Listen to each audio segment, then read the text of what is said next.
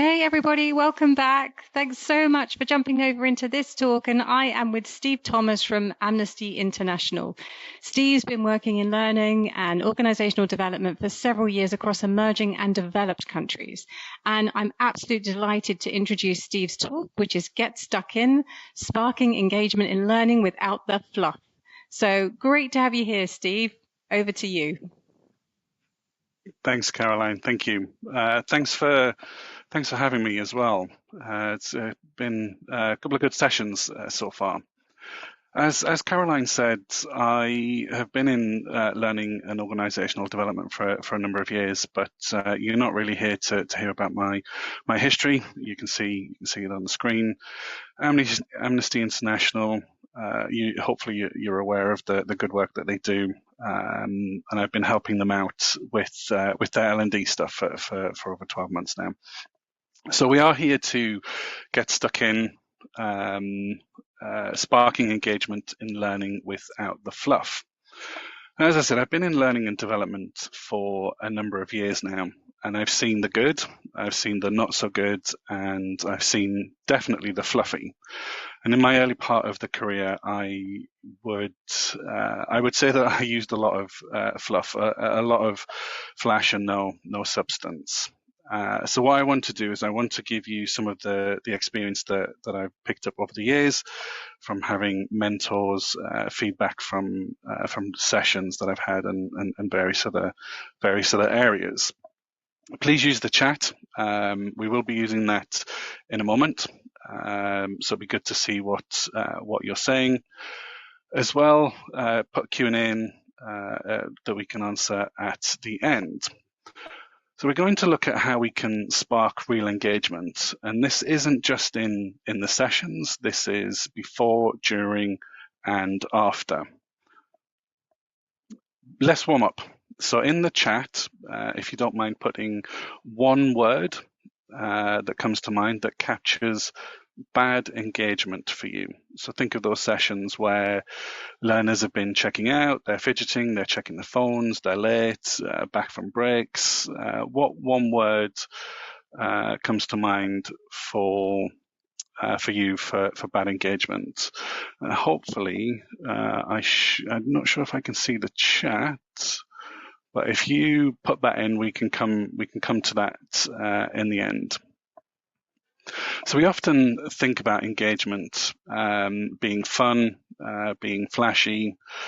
Actually, it's really about whether the learners are mentally and emotionally checked in into the session for you. It doesn't necessarily mean animations, icebreakers, although those are great to start the day off and get the energy going.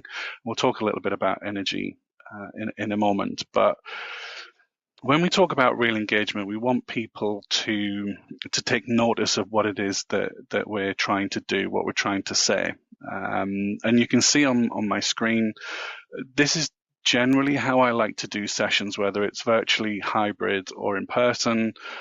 A couple of words and a picture. I don't want people to look at PowerPoint. I don't want them to have to read a lot of words. Otherwise, might as well have just sent them the PowerPoint or sent them a few pages that they could read before the session.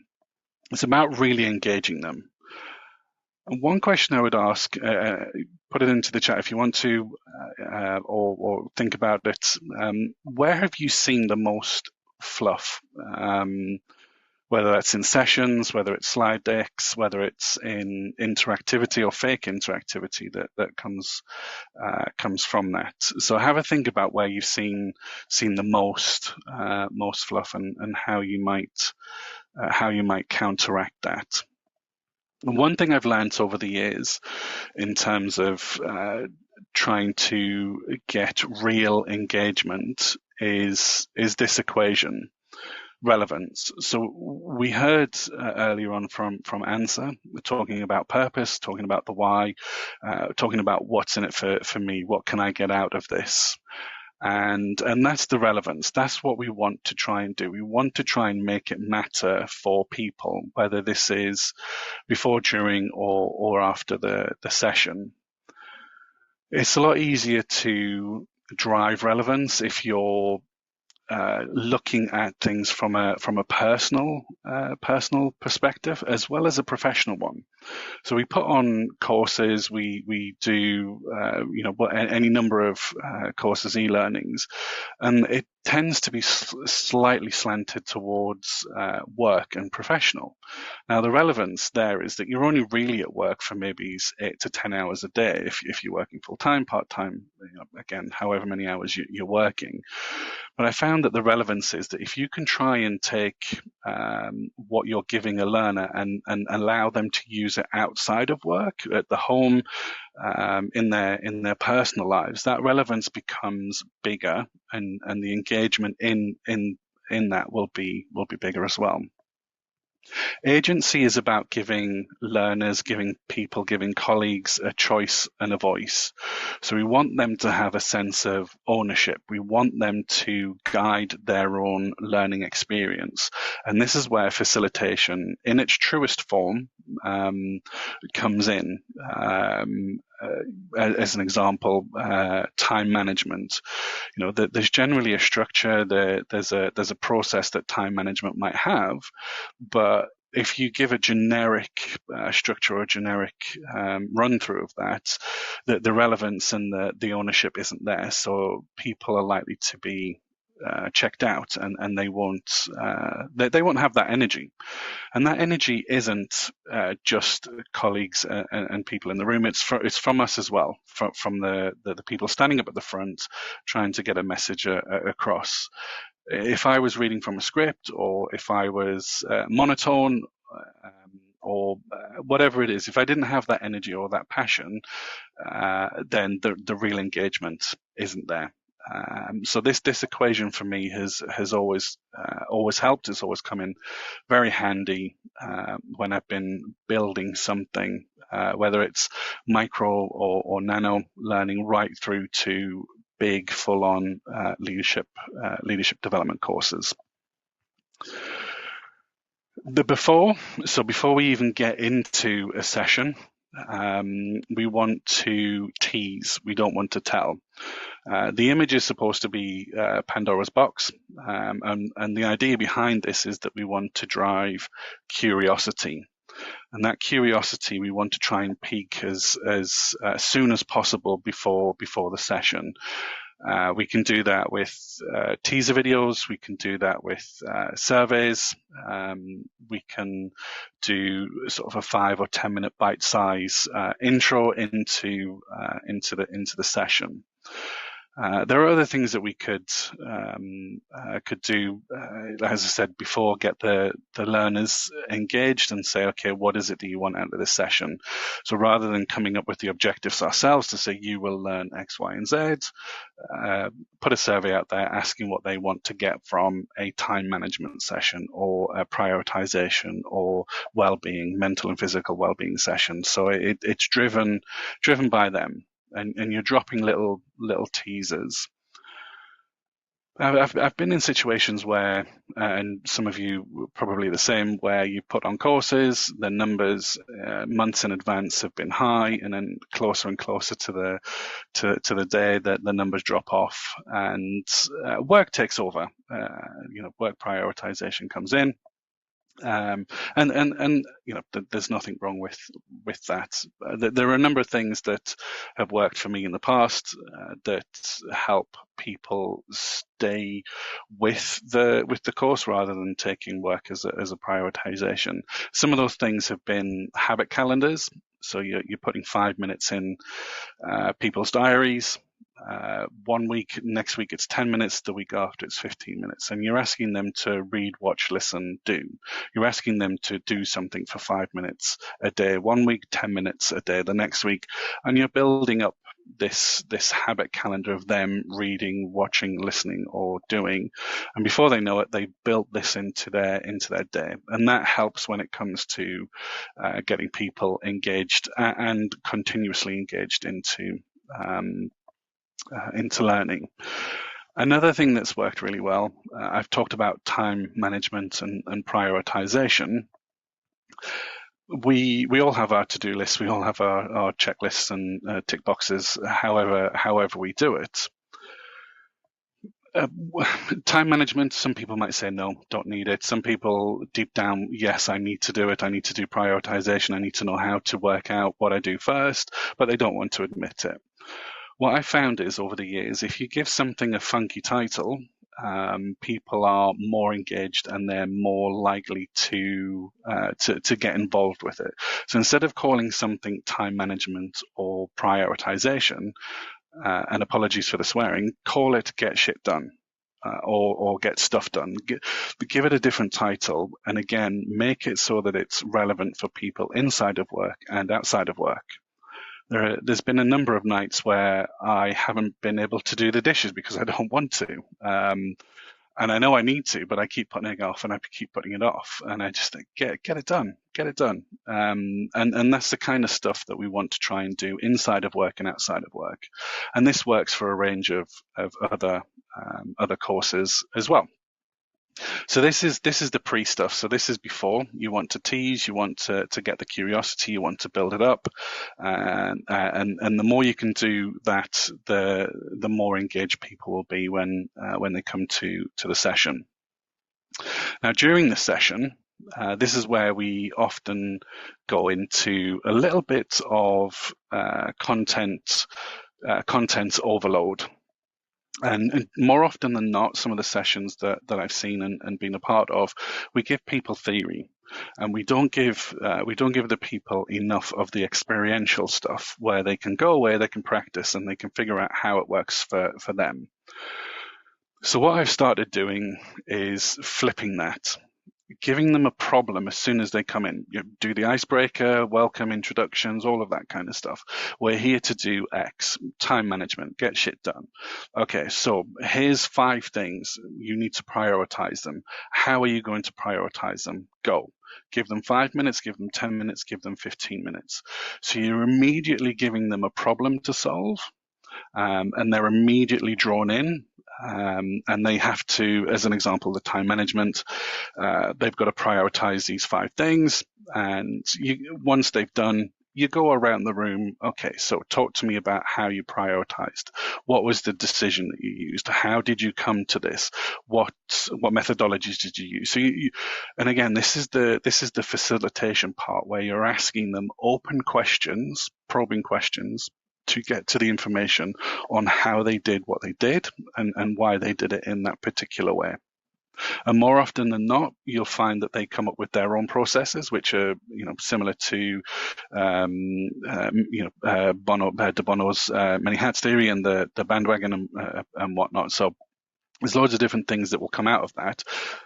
They won't care what it's called, what the name is, what the methodology is, what the framework is. They've got their own version of it, and by you asking those facilitation questions, what, why, where, how, when, they will come out.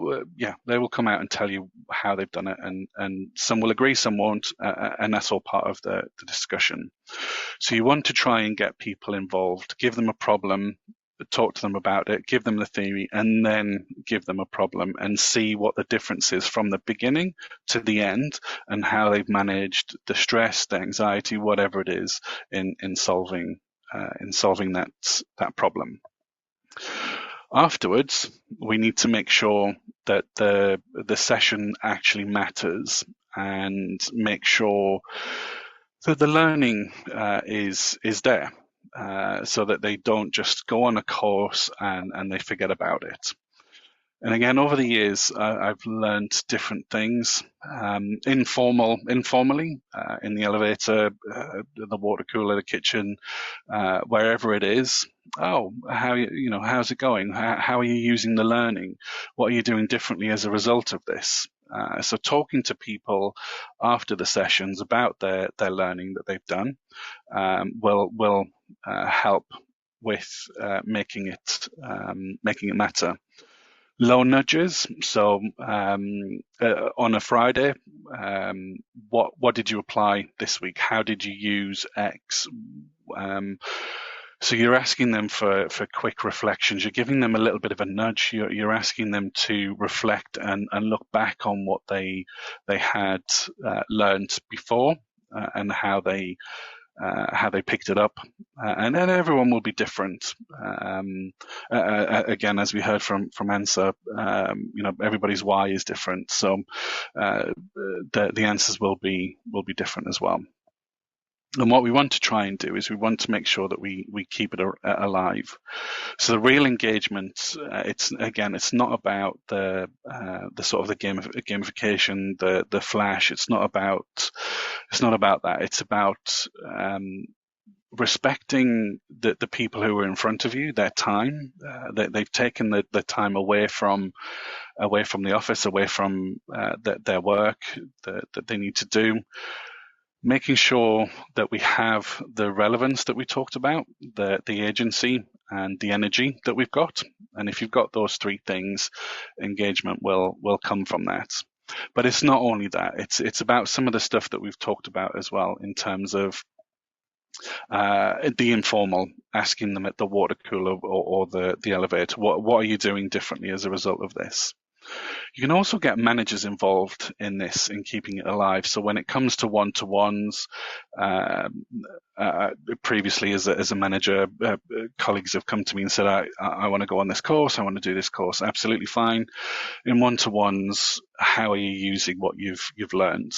What difference is it making to your day-to-day activities? So you get your managers involved, asking them how it went, what they're doing differently, and so on. We all have our happy sheets at the end of the day, where you're standing over somebody and you're asking them to rate you 1 to 5, or sad face to smiley face, and invariably you get all smiley faces or all 5s, which is good. It's great, but actually that kind of feedback gives you a sense of what they're feeling in that moment. However, if you do a delayed survey 4 to 6 weeks later, pick your time. I usually choose anywhere between 4 and 6, and ask them again what they remember from the training course. What stuck out for them? What are they using? How are they using it? What are they doing differently as a result of this? And the reason you ask it 4 to 6 weeks, or you're delaying the survey, is so that they've had a chance to process it, they've had a chance to put it into practice, into the office, into their home lives, and seen if it's actually made a difference. If it hasn't made a difference, then you ask, what would have made a difference? How could we have changed it? How could we have done better? How could we keep them involved? And again, this is part of that agency piece, where we're asking them to own some of the learning journey. We're asking them to own part of it, where they input to say, actually, this didn't work, but in this instance, it might have worked, or in this instance, it could have worked. So keeping them involved before, during, and after, and similarly to some of the stuff that Carolina was talking about earlier on in the marketing side of things, it's not necessarily about gimmicks trying to get people involved. You want to have your own tone of voice. You want to have your own branding. You want to have your own imagery that is potentially separate away from the corporate branding, so that when an email drops, or there's a poster up, or there's something that you're advertising, that they instantly recognize it as L&D, or a part of that. So having some marketing materials is quite good as well. I am conscious of time. I said I wasn't going to talk for too long. But one thing, a couple of other rhetorical questions I want to put out there for you is about the hardest part about changing engagement habits in your organization. You're trying to change something, so what is it that's making it difficult? And what small experiment could you try that might help overcome that? So I'll stop talking there, and hopefully we have some questions. Otherwise, yeah, I don't know.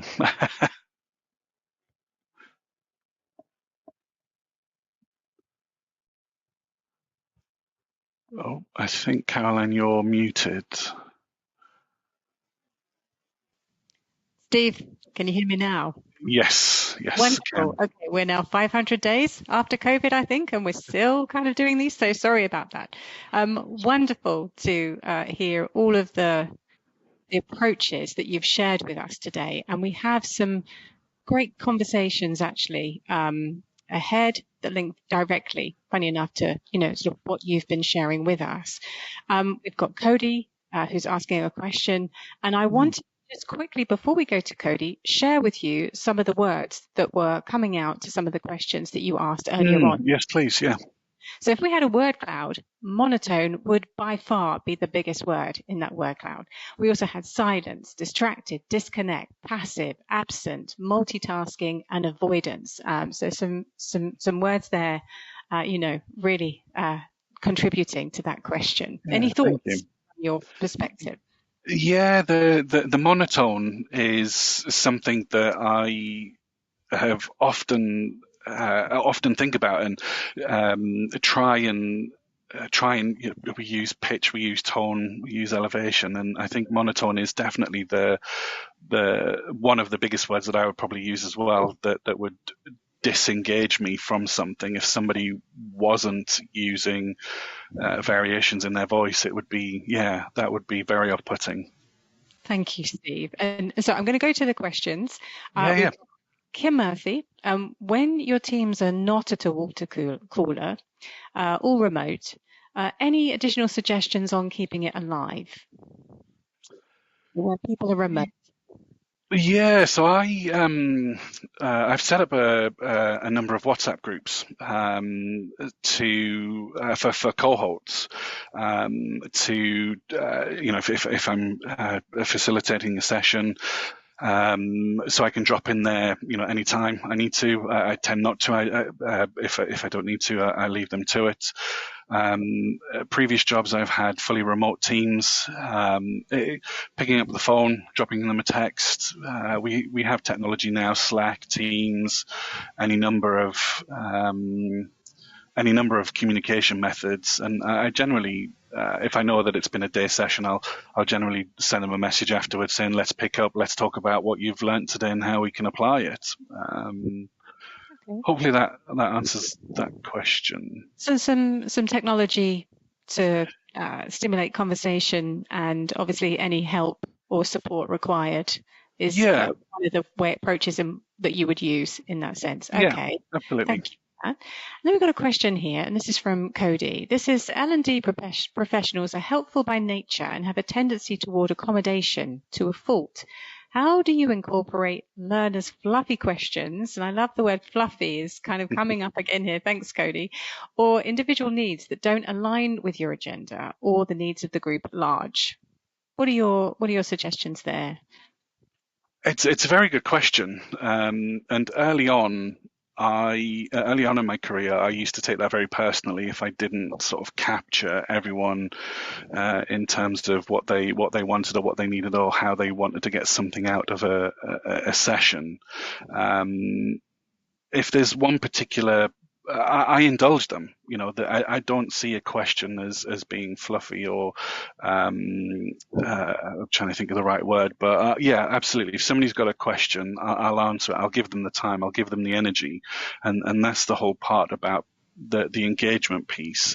I generally start off a session by saying there's no right or wrong, there's only difference, and we talk about the difference. And if somebody's got a question, I'll generally ask the audience first. What do you think? How do you think? And then we'll have a question and answer session. We'll have a discussion, and I think that's the true art and the true nature of facilitation. Is you put your own agenda to one side, you put the agenda of the course to one side, and you indulge it. You let these conversations go where they want to go, and let people ask questions that they want to ask. Okay, thanks, Steve. And Dale has a question for us. When you have to deliver a course in which the objectives are predetermined by someone else, how do you get that engagement? Oh, again, it's a good question. Stakeholder management is the immediate thing that comes to mind from that. So if as an example, we've got a sales leader who wants to do sales training, and they want, they've got a laundry list long of stuff that they want to do. I generally have a conversation with them. I will ask them, what is it specifically about sales that you want them to do? Is it the product? Is it the confidence? Is it, is it knowledge? What is it? So I'll constantly ask them questions to try and whittle down the 100 things that they want to do to get to the core 5 things. So all of this would have been agreed beforehand, and then we would have done the teasing and the marketing bits beforehand. So I would always say manage your stakeholders and have conversations with them before agreeing to do anything.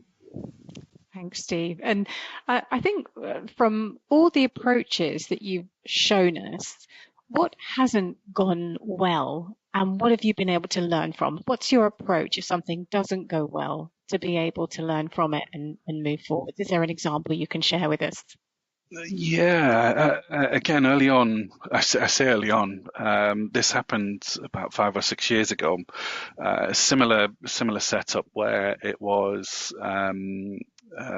words and a couple of images on the screen, and similar to this, there was not what I normally do, but there wasn't any videos, there wasn't too much interaction, there wasn't handouts, and one particular person just walked out after about 20 minutes, which kind of threw me, but we got through it, and then I caught up with them afterwards, and they said that they didn't particularly like the couple of words on the screen or the pictures. They wanted the problem solving. They wanted to do something. They wanted the experiential stuff. They wanted to watch, listen, read, do.